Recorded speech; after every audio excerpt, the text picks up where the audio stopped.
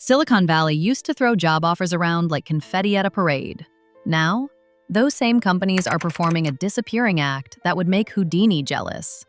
Here's what nobody's saying out loud. Tech job postings haven't just slowed down. The new year is not starting off on a happy note for workers at some of the country's largest tech companies, with more layoffs just announced. Microsoft and Google, within just a couple days of each other, within 48 hours of each other, both announcing they're laying off 12,000 people in Microsoft's case. They've fallen off a cliff. We're talking a 40% nosedive in a single month. Software engineering positions, once as plentiful as coffee shops in Seattle, have contracted by a third over 5 years. The post-pandemic hiring frenzy that had recruiters sliding into DMs at 2 a.m., dead and buried. This isn't your garden variety economic slowdown. This is a fundamental rewiring of how tech companies think about human capital, and the workers who built these empires are getting left behind in the rubble. The math stopped making sense somewhere around 2023. Amazon posted $170 billion in revenue, up 14%. Microsoft reported $62 billion quarterly, a 17.6% jump. Meta's advertising business rebounded stronger than predicted. Salesforce stock soared past 100% gains, pushing market cap beyond $51 billion.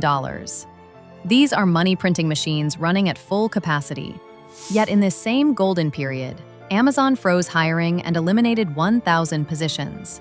Microsoft cut 1,900 jobs in gaming alone. Meta announced plans to slash 5% of its workforce, specifically targeting low performers, in what sounds like the return of stack ranking. Even as Salesforce celebrated record performance, they quietly removed job postings and talked about how much more their smaller teams could accomplish. The pattern is unmistakable. Salesforce executives have been remarkably candid. Smaller teams, bigger results, better margins. The automation revolution promised to eliminate drudgery and free humans for creative work. Instead, it's eliminating humans and keeping the drudgery concentrated among whoever remains. If you made it this far in the video, please like this video and subscribe to the channel so we can continue to bring you quality content on the market. Amazon pioneered the current playbook with a hiring freeze that started in January 2023 and never really ended. Other companies watched, noticed Amazon's stock didn't crater, and drew the obvious conclusion. Here's where it gets cruel. There are still over 470,000 open tech positions, but unemployment jumped from 2% to 2.9% in a single month. The jobs exist, but they've become increasingly specialized, demanding skill sets that exclude the very workers who built this industry. Software engineering openings have collapsed by more than a third over 5 years. Not because engineers became incompetent, but because companies concluded that consolidating roles was cheaper than expanding teams. Meanwhile, 60% of tech managers now hire specifically for AI-related positions, up from 35% last year. Job postings mentioning generative AI exploded by 500%. Demand from job seekers? A staggering 6,000% increase.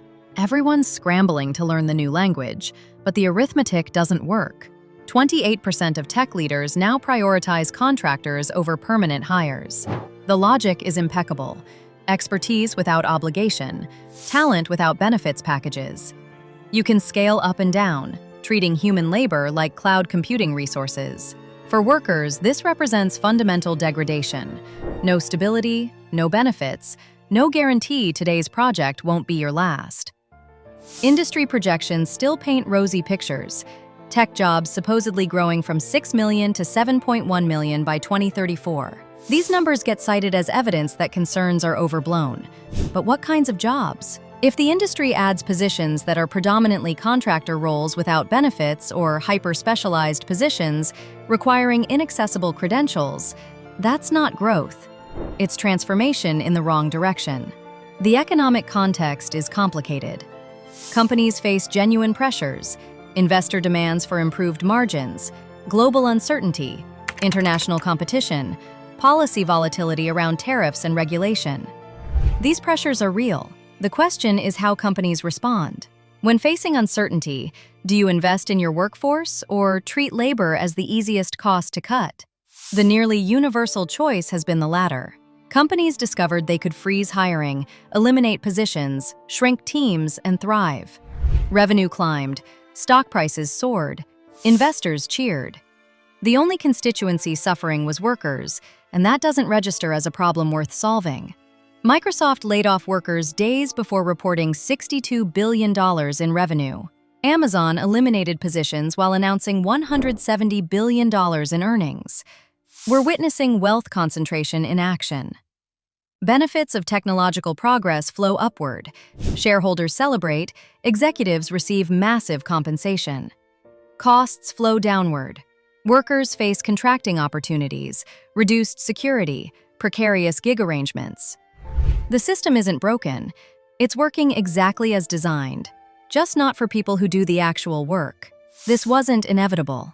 Companies could share productivity gains through reduced hours rather than reduced headcount. They could invest AI-driven profits into genuine workforce development. A handful of mid-sized firms have committed to no layoff policies.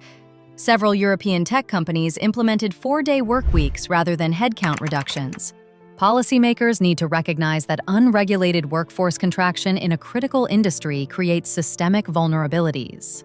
This could mean strengthening worker protections, adjusting tax incentives to reward workforce investment, or reforming corporate governance to give employees meaningful voice. Investors need to value long-term sustainability over quarterly margins. The current approach maximizes short-term returns while degrading the human capital companies need for sustained innovation. None of this happens at scale because every incentive points in the opposite direction. Executives get rewarded for margin expansion. Investors cheer headcount reductions. The rational choice for any individual company is to keep cutting, even if the collective outcome is destructive. Left unchecked, we're heading toward a tech industry radically different from one that promised to democratize opportunity. Instead of broadly shared prosperity, we're building an increasingly stratified system where opportunity concentrates at the top, precarity defines the middle, and an entire generation discovers the promises made to them were contingent on circumstances that no longer apply. The Great Tech Hiring Vanishing Act isn't magic, and it isn't inevitable. It's a choice. Companies are choosing short-term optimization over long-term investment. Executives are choosing margin expansion over employee security. Investors are choosing quarterly returns over sustainable models. Until we collectively decide different choices are necessary through worker organization, policy intervention, investor pressure, or some combination, the disappearing act continues.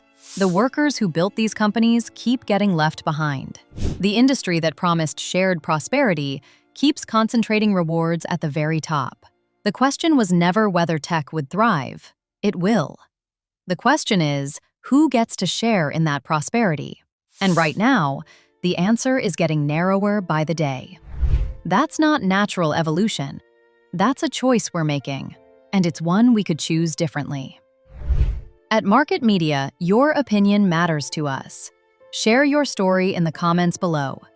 Don't forget to subscribe and like the video.